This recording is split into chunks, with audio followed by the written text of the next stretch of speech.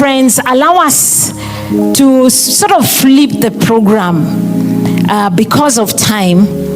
I wish that Barbara, if you could come, you come up with Mom, and I would want us to just listen to you. You knew Jahmby very intimately, and we want to start the time of the tribute. But Barbara, you could come, you read the Bible for us, and then you'll share your tribute. Then I'll invite Naserian, if you also could come and accompany her. Naserian, just come close and as Barbara shares her tribute, yes, so that we stand together. So she's reading to us, Barbara is reading to us John chapter 17, and Naserian, you'll stand alongside her as we listen to God's word. Then Barbara also, feel free after you read, share your tribute, and then, yes. Hi everyone, thank you for being here.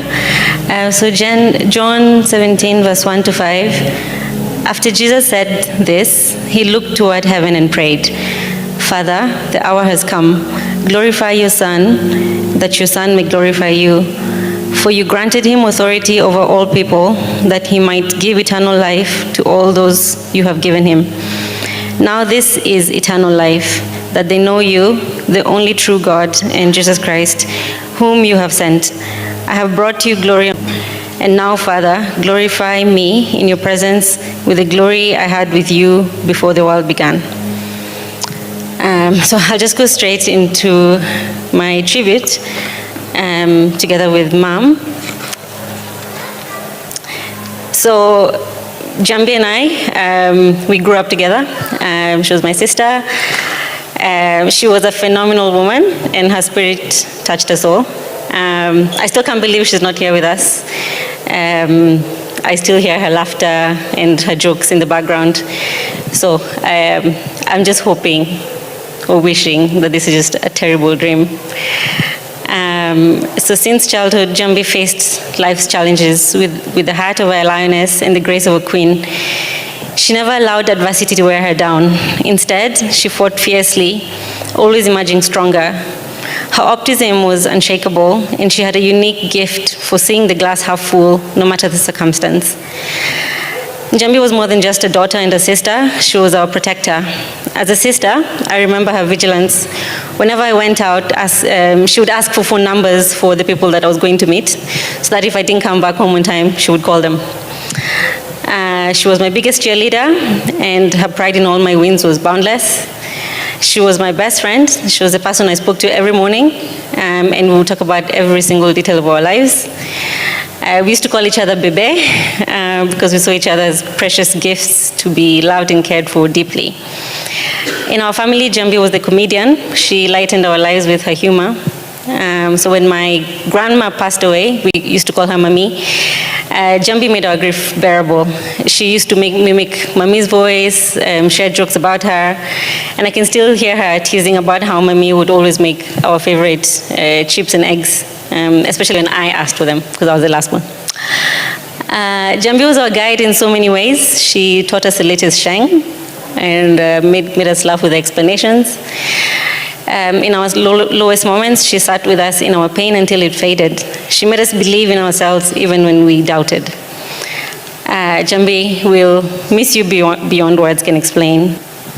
She inspired all of us to pursue the things that matter most in our lives.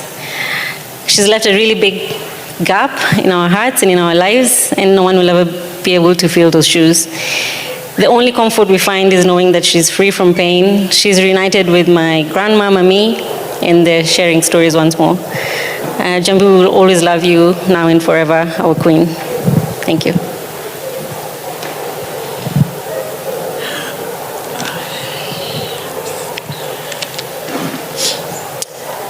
Hi, everyone. My name is Naserian.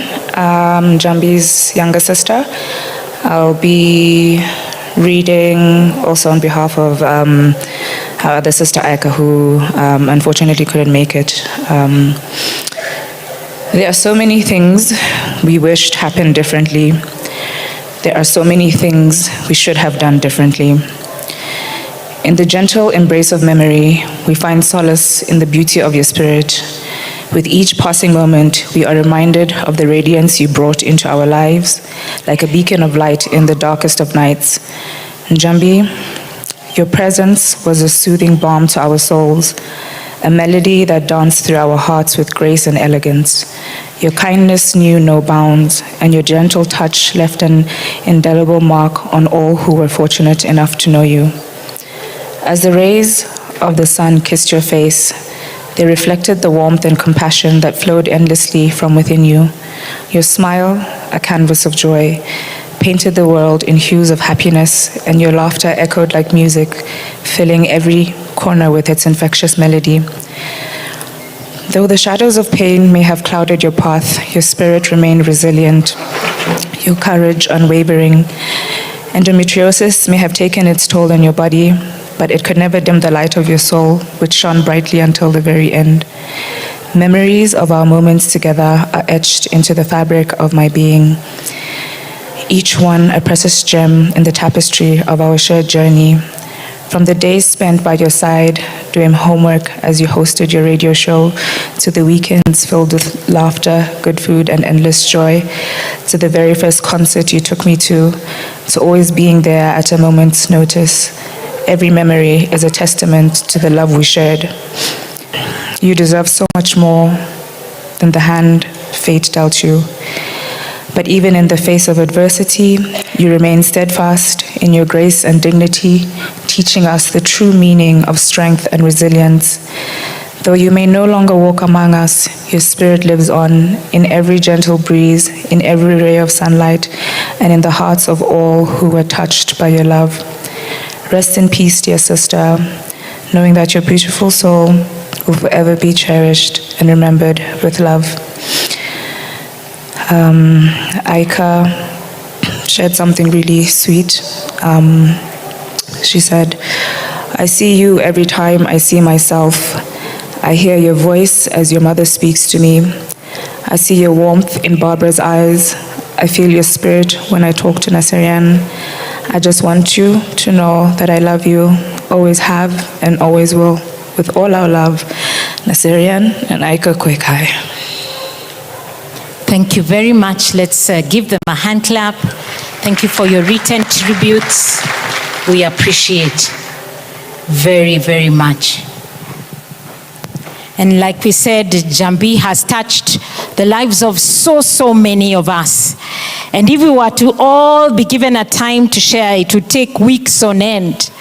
And we still want to give your family opportunity, and I'll kindly now invite Joseph Kanongo to come up. And if at the same time, would ask Jahmby's dad, Ambassador Daniel Koikai, if you would also kindly come up, and would love to hear your tribute.